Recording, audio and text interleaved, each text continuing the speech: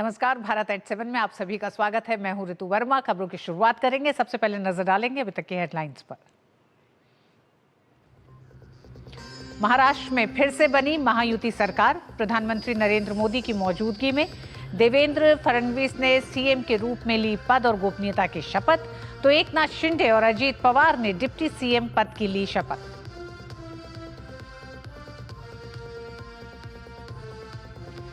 इसरो का अप्रोबा 3 मिशन का सफलतापूर्वक प्रक्षेपण। आंध्र प्रदेश के श्रीहरिकोटा में सतीश धवन अंतरिक्ष केंद्र से लॉन्च। सूर्य के रहस्यों का करेगा खुलासा।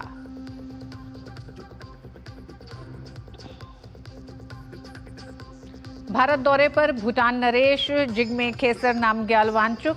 प्रधानमंत्री नरेंद्र मोदी ने भूटान नरेश से की मुलाकात।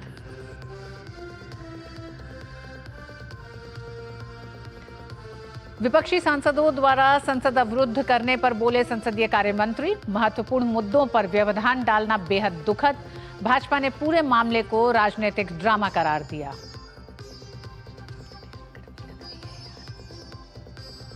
ओसीसीआरपी में राहुल गांधी पर लिखे लेख पर भाजपा आक्रामक।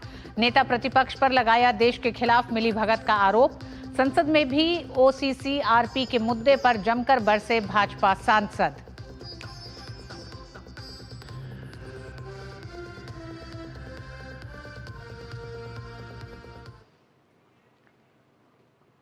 और महाराष्ट्र में आज नए मुख्यमंत्री की ताजपोशी हो गई है। देवेंद्र फडणवीस ने तीसरी बार मुख्यमंत्री पद की शपथ ली है। राज्यपाल सीपी राधाकृष्णन ने उन्हें शपथ दिलाई। उन्होंने मराठी में शपथ ली। वहीं एकनाथ शिंदे और अजीत पवार ने डिप्टी सीएम पद की शपथ ली है। शपथ समारोह में प्रधानमंत्री नरेंद्र मोदी, केंद्रीय गृह मंत्री अमित शाह, पार्टी अध्यक्ष जेपी नड्डा समेत केंद्र सरकार के कई मंत्री, बीजेपी शासित राज्यों के मुख्यमंत्री और उप मुख्यमंत्री समेत कई वीवीआईपी शामिल हुए।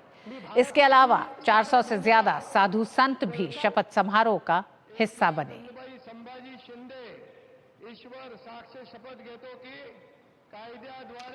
मुंबई में महायुति की प्रचंड जीत के बाद तरह से महाशपथ का कार्यक्रम भी पूरा हुआ। मुंबई के इस मंच पर दिखी भारतीय जनता पार्टी एनडीए की ताकत।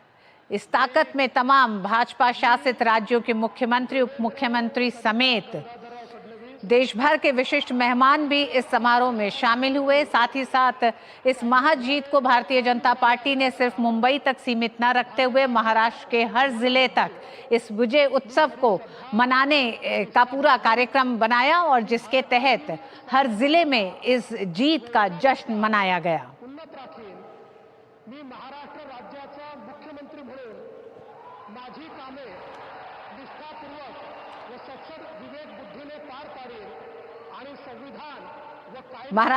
महाराष्ट्र में नई सरकार का शपथ ग्रहण समारोह के बाद अब बारी है महाराष्ट्र में मंत्रिमंडल में किस तरह से तीनों ही गठबंधन साथियों को मंत्री पदों के जो बंटवारा होगा, मंत्रिमंडल में कौन सा मंत्रालय मिलेगा किस गठबंधन दल को, इस पर अब एक तरह से अब कवायद शुरू होगी या यूं कहें 10 दिन तक चली मुख्यमंत्री की खोज और उप मुख्यमंत्री की खोज में इस पर भी बातचीत अंतिम दौर तक पहुंच चुकी है और जल्द ही हमारे सामने ये आएगा, क्योंकि 7 बजे से ये खबर थी कि महाराष्ट्र कैबिनेट की पहली बैठक होगी। तो इस बैठक के साथ ही कई और सवालों के जवाब भी मिल जाएंगे। हमारे साथ मुंबई से शिशिर शेलार जुड़ गए हैं। शिशिर, सबसे पहले आप ही से जानना चाहेंगे, ये बात है कि 7 बजे कैबिनेट की पहली बैठक होनी है, किस तरह से अब पोर्टफोलियोज के डिस्ट्रीब्यूशन पर एक तरह से अब सारी बातचीत होनी है? बिल्कुल, देखिए, हालांकि जैसे ही यहाँ पर शपथ ग्रहण समारोह संपन्न हुआ उसके बाद मुख्यमंत्री और दोनों उप मुख्यमंत्री जो है महाराष्ट्र के मंत्रालय चले गए और मंत्रालय में जो है इस सरकार की पहली कैबिनेट बैठक जो है वो आयोजित की गई थी। इस वक्त ये बैठक जारी है और तीनों मंत्री, मुख्यमंत्री और दोनों उप मुख्यमंत्री जो है इस बैठक में शामिल हो चुके हैं। अब देखना ये होगा कि इस पहले बैठक के जो निर्णय होते हैं वो क्या होते हैं, किस प्रकार से होते हैं। क्योंकि अब तक कैबिनेट का विस्तार नहीं हुआ है, अभी सिर्फ मुख्यमंत्री और उप मुख्यमंत्री ने ही शपथ ली है, तो तो ऐसे में ये तीनों मंत्री एक बार फिर से बैठेंगे और इसके पर चर्चा की जाएगी किस प्रकार से कैबिनेट का जो है विस्तारित रूप सामने आएगा। ऐसे में कौन सी पार्टी को कितने जो है मंत्री पद मिलेंगे ये भी देखना काफी महत्वपूर्ण होगा। और दूसरी बात, हालांकि 10 दिन का समय बीत चुका है और अब जो है सरकार स्थापित हो चुकी है, अब देखना यह होगा कि कैबिनेट एक्सपेंशन को कितना वक्त लगता है, क्योंकि आज की पहली कैबिनेट बैठक थी और इसके बाद हम देखेंगे कि 7 और 8 तारीख को जितने भी विधायक है उनका शपथ ग्रहण समारोह जो विधान भवन में होगा और उसके बाद जो महाराष्ट्र की पहली इस सरकार की पहली जो असेंबली होगी, असेंबली सेशन जो होगा, विंटर सेशन नागपुर में आयोजित किया गया और ये कहा जा रहा है कि यह सेशन जो है ये 16 तारीख से 21 तारीख के बीच चलने वाला है। तो इससे पहले ये प्रयास होगा सरकार का कि कैबिनेट एक्सपेंशन किया जाए और बाकी मंत्रियों को भी जो है पूरे कैबिनेट में शामिल करके आगे जो कार्य काम है वो शुरू किया जाए। ऐसे में आज की ये कैबिनेट की बैठक काफी महत्वपूर्ण होगी क्योंकि निगाह इस पर है कि इस पहली कैबिनेट में आखिर कौन सा निर्णय जो है ये सरकार लेती है। ठीक शिशिर, बहुत बहुत धन्यवाद शिशिर, और अपडेट के लिए आपका रुख करेंगे हम। धन्यवाद। और आइए अब बात करेंगे प्रयागराज में होने वाले महाकुंभ की। प्रयागराज में अगले साल 13 जनवरी से शुरू होने जा रहे महाकुंभ 2025 की तैयारियां जोरों पर हैं। यह आयोजन न केवल धार्मिक आस्था का महाकुंभ होगा बल्कि भारतीय संस्कृति और आध्यात्मिकता का अद्वितीय संगम भी होगा। उत्तर प्रदेश सरकार ने इस भव्य आयोजन को लेकर विशेष पहल भी की है।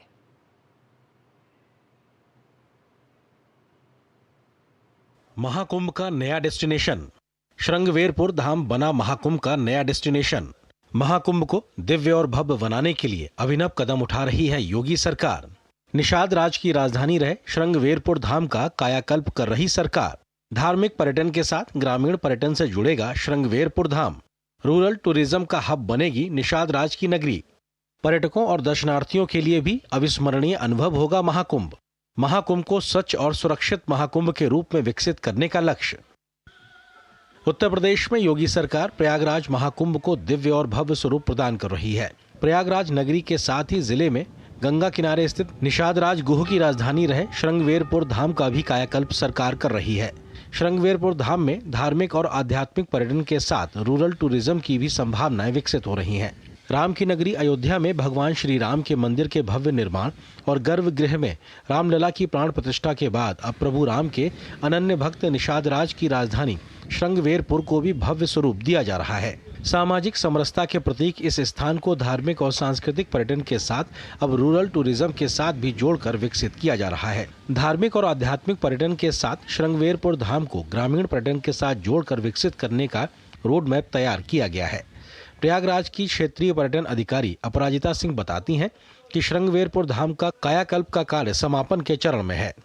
उत्तर प्रदेश पर्यटन जो है एक धार्मिक पर्यटन के रूप में हम लोग विकसित कर रहे हैं, तो यहाँ पे एक निषाद राज पार्क का निर्माण कार्य कराया गया है, जिसके अंतर्गत हम लोगों ने एक 52 फीट की प्रतिमा जिसमें राजा निषाद राज भगवान श्री राम गले मिलते हुई मूर्ति है और एक भव्य मूर्ति है जिससे एकता का संदेश जाता है लोगों में। और इसके साथ ही वहाँ पे लैंडस्केपिंग वर्क फेज 1 और फेज 2 2 पार्ट में इसका कार्य कराया गया है। प्रयागराज में अगले साल 13 जनवरी से शुरू होने जा रहे महाकुंभ 2025 की तैयारियां जोरों पर हैं। ये आयोजन न केवल धार्मिक आस्था का महाकुंभ होगा बल्कि भारतीय संस्कृति और आध्यात्मिकता का अद्वितीय संगम भी होगा। भारत सरकार और प्रदेश सरकार दोनों मिलकर सतत रूप से प्रयासरत हैं। आपने भी देखा कि अभी लगातार चाहे इंफ्रास्ट्रक्चर डेवलपमेंट की बात हो, संरक्षा सुरक्षा और व्यवस्थाओं को आधुनिक तकनीक के माध्यम से और चाक चौबंद व्यवस्थित करने की बात हो, एक अच्छा अनुभव लेकर के वहां से श्रद्धालु वापस जा सकें, इसके लिए सरकार पूरी तरह प्रतिबद्धता के साथ अपने दायित्व का निर्वहन करने का काम कर रही है। महाकुंभ 2025 का आयोजन न सिर्फ श्रद्धालुओं के लिए बल्कि पर्यटकों और दर्शनार्थियों के लिए भी एक अविस्मरणीय अनुभव होगा। इसके लिए प्रदेश सरकार द्वारा हर स्तर पर सबसे अच्छी और सबसे सुविधाजनक व्यवस्था की जा रही है। महाकुंभ को दिव्य महाकुंभ, भव्य महाकुंभ, स्वच्छ महाकुंभ, सुरक्षित महाकुंभ, सुगम महाकुंभ, डिजिटल महाकुंभ और ग्रीन महाकुंभ के रूप में विकसित करने का लक्ष्य रखा गया है। Bureau report, DD news. उधर संभल जिले में हुए एक सड़क हादसे ने नया मोड़ ले लिया है। दरअसल 6 महीने पहले इस दुर्घटना में एक बाइक सवार युवक की मौत हो गई थी। अब मृतक के पिता ने इस मामले की दोबारा जांच और सपा सांसद जियाउर रहमान बर्क के खिलाफ कार्रवाई की मांग की है, जिससे समाजवादी पार्टी सांसद जियाउर रहमान बर्क की मुश्किलें बढ़ सकती हैं। मुश्किल में जियाउर रहमान बर्क, पहले संभल हिंसा को लेकर एफआईआर, अब कार से कुचलने का आरोप। 6 महीने पुराने सड़क हादसे की होगी दोबारा जांच। बर्क की गाड़ी से हुई थी युवक की मौत। बर्क के खिलाफ दोबारा जांच की मांग। मृतक के पिता ने सांसद पर कार्रवाई की मांग की। जांच में बर्क दोषी पाए गए तो हत्या का मुकदमा हो सकता है दर्ज। समाजवादी पार्टी सांसद और संभल हिंसा में नामजद आरोपी जियाउर रहमान बर्क की मुश्किलें बढ़ सकती हैं। जून महीने में सांसद की कार से हुई युवक की मौत मामले में पुलिस ने दोबारा जांच शुरू की है। मृतक युवक के पिता ने तत्कालीन थाना पुलिस पर मामला रफा दफा करने का आरोप लगाया था। दरअसल कुछ माह पूर्व उनकी कार से हुई सड़क हादसे में एक युवक की मौत हो गई थी, जिसको लेकर मृतक के परिजनों ने पुलिस को एक शिकायती पत्र दिया है, जिसमें आरोप लगाया गया है कि हादसे के समय गाड़ी खुद सांसद जियाउर रहमान चला रहे थे। वो तो उधर से आ रहा संभल ओर से, इनकी गाड़ी इधर से जा रही है संभल साइड से, संभल वो अपनी साइड को सही चल रहा है, इन्होंने जाएगा उसे कुचल दिया हूँ अपने हाथ पे। उसकी मौके पर मृत्यु हो गई। हमारी कोई सुनवाई नहीं हुई, मुकदमा इनके नाम पर हो गया। गाड़ी में जियाउर रहमान है, इनकी बहन थी और ड्राइवर था इनका। पुलिस अधीक्षक कृष्ण विश्नोई ने शिकायत को गंभीरता से लेते हुए मामले की जांच एएसपी को सौंपी है। अगर जांच में जियाउर रहमान बर्क दोषी पाए गए तो सपा सांसद पर हत्या का मुकदमा दर्ज हो सकता है। यहाँ ऑफिस में आके एप्लीकेशन दी गई कि उनके बेटे डॉक्टर गौरव की 24/6/24 को थाना नखासा क्षेत्र में रात्रि के समय एक तेज गति से और लापरवाही से गाड़ी चला रही उनके द्वारा उनके बेटे की एक्सीडेंट में डेथ हो गई थी, जियाउर रहमान बर्क, और उनकी बहन का होना बताया जा रहा है, और जिसमें वादी ने बताया है कि जियाउर रहमान स्वयं इस गाड़ी को चला रहे थे। जो भी सही तथ्य हैं उनके आधार पर अग्रिम वैधानिक कार्रवाई है वो सुनिश्चित की जाएगी। वहीं उत्तर प्रदेश के मुख्यमंत्री योगी आदित्यनाथ ने अयोध्या में बांग्लादेश और संभल मुद्दे पर बड़ा बयान दिया है। उन्होंने कहा कि बाबर के सिपा सलार ने 500 साल पहले जो अयोध्या और संभल में किया था वही आज बांग्लादेश में हो रहा है। इन तीनों की प्रकृति एक है, तीनों का डीएनए एक जैसा है। 500 वर्ष पहले बाबर के एक सिपा सालार ने जो काम अयोध्या में किया था, जो काम संभल में किया था, और जो काम आज बांग्लादेश के अंदर हो रहा है, तीनों की प्रकृति, तीनों का डीएनए एक जैसा है। संभल सांसद पे आरोप है कि उनकी गाड़ी से कुचलकर गौरव नामक युवक की हत्या हुई थी, जिसको लेकर गौरव के पिता ने एक बार फिर संभल एसपी को तहरीर दी है, जिस पर जांच दोबारा शुरू हो गई है। कैमरा पर्सन पीयूष के साथ निशांत राय, डीडी न्यूज, संभल। और भारत एट 7 में वक्त एक छोटे से ब्रेक का है। ब्रेक के बाद खबरें जारी रहेंगी, देखते रहिए डीडी न्यूज। खुद को पैम्पर करिए MDH बादाम रोगन के साथ, जो आपको संवारे, निखारे और नरिश करे।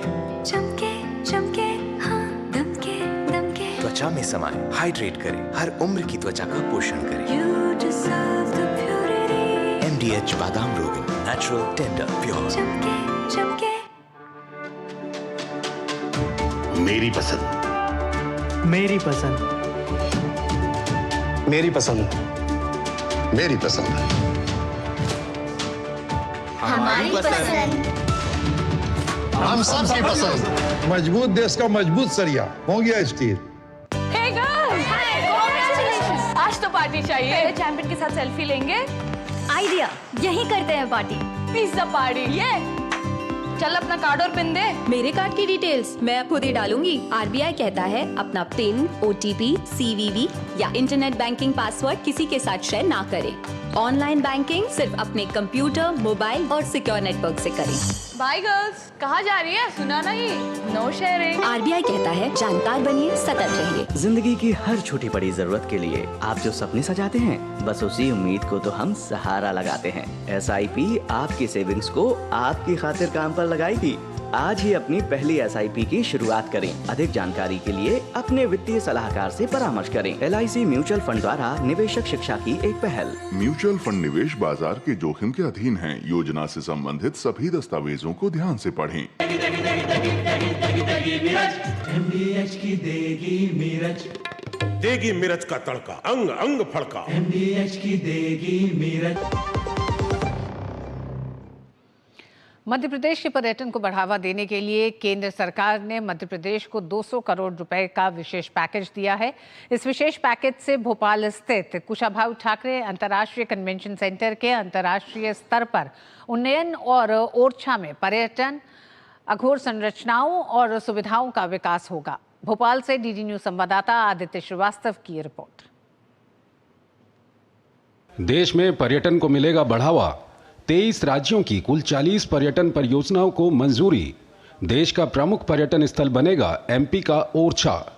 ओरछा और कुशाभाऊ ठाकरे कन्वेंशन सेंटर के विकास की परियोजनाओं को मंजूरी। ओरछा और मिंटो हॉल का होगा विकास।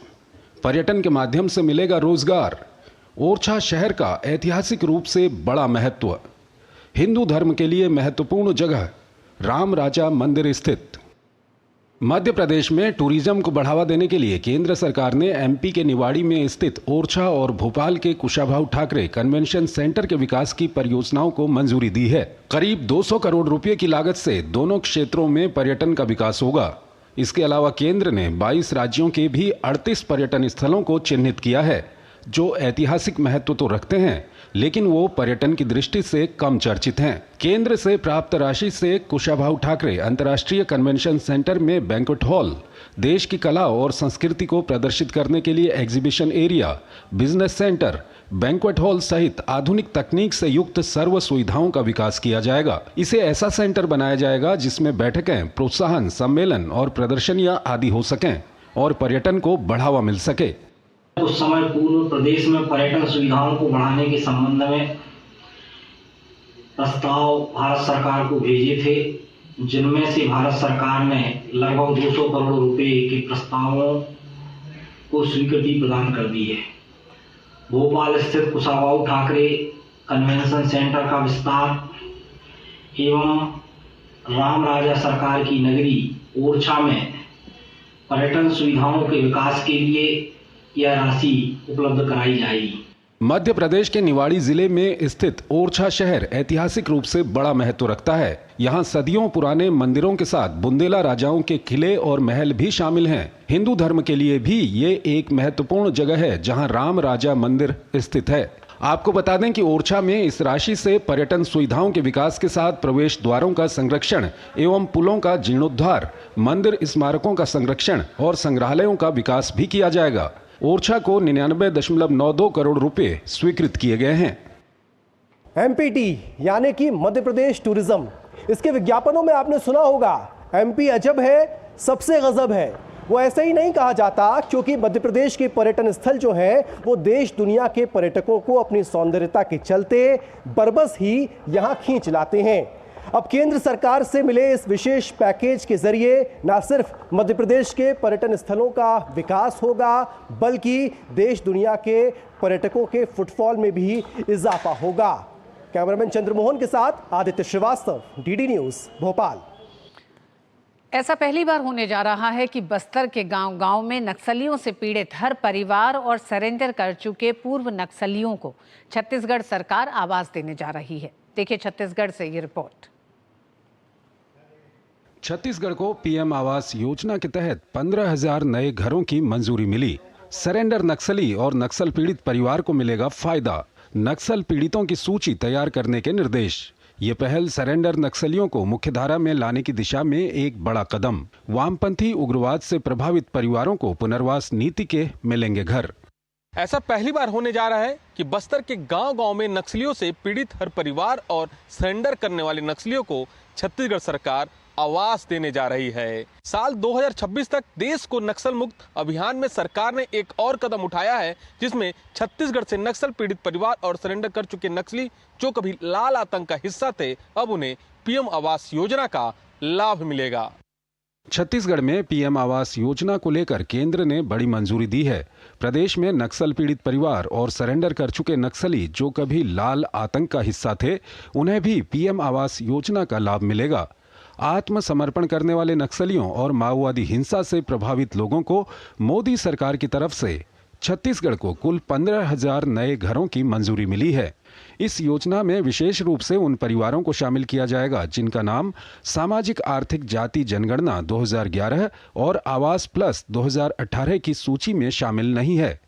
सीएम विष्णुदेव साय ने ट्वीट कर इस बात की जानकारी सोशल मीडिया साइट एक्स पर दी है। उन्होंने लिखा कि बहुत ही हर्ष का विषय है कि यशस्वी प्रधानमंत्री श्री नरेंद्र मोदी जी के कुशल मार्गदर्शन में केंद्र सरकार ने हमारे छत्तीसगढ़ में आत्मसमर्पित नक्सलियों और नक्सल पीड़ित परिवारों के पुनर्वास के लिए प्रधानमंत्री ग्रामीण आवास योजना के अंतर्गत 15,000 नए आवासों की स्वीकृति दी है। नक्सल प्रभावित क्षेत्रों में रहने वाले आत्मसमर्पित नक्सलियों और पीड़ित परिवारों को विकास की मुख्यधारा से जोड़ने एवं शांति स्थापना की दिशा में ये एक क्रांतिकारी कदम है। साथ ही उन परिवारों के लिए सम्मान और सुरक्षा का प्रतीक है। नक्सल पीड़ित परिवारों और आत्मसमर्पित नक्सलियों को बेहतर जीवन देने के लिए हमारी डबल इंजन की सरकार संकल्पबद्ध है। इस पुनीत कार्य के लिए आदरणीय प्रधानमंत्री जी का सहृदय आभार। बस्तर से नक्सलवाद को खात्मा करने के लिए केंद्र और राज्य सरकार साझा प्रयास कर रही है। इसी वजह से यहां पर लगातार फोर्स के कैंप स्थापित कर शांति स्थापना की पहल की जा रही है। गांव में अब ग्रामीणों के बीच सुरक्षा का माहौल तैयार हो रहा है। सरकार का प्रयास है कि गांवों के हालात बदलें और लोगों को सुविधा मिले। Somesh Patel, TD news, Chhattisgarh. और वक्त एक छोटे से ब्रेक का है। ब्रेक के बाद बात होगी राजस्थान सरकार की।